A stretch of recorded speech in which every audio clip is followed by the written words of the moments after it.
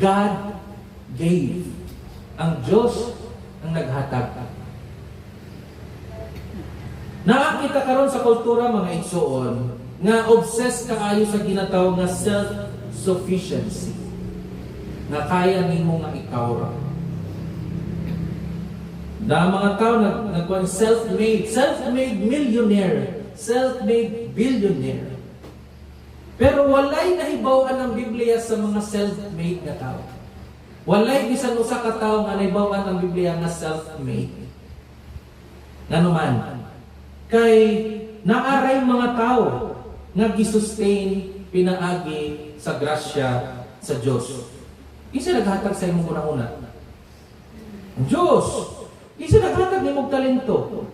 Isa naghatag nimong oportunidad. Isa naghatag nimong mayong lawas. Isa naghatag nimo sa mosunod nimo nga gininawa. Tanan nga maayo nga gasa gikan sa Dios. Ang mag-uuma, magpugas, pero ang Diyos ang magpatubo.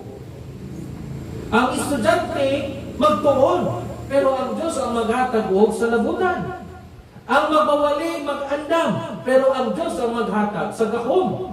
Ang mga tumutuo, mag-alagad, pero ang Diyos ang maghatag sa bunga. Tanan, magikan sa Diyos.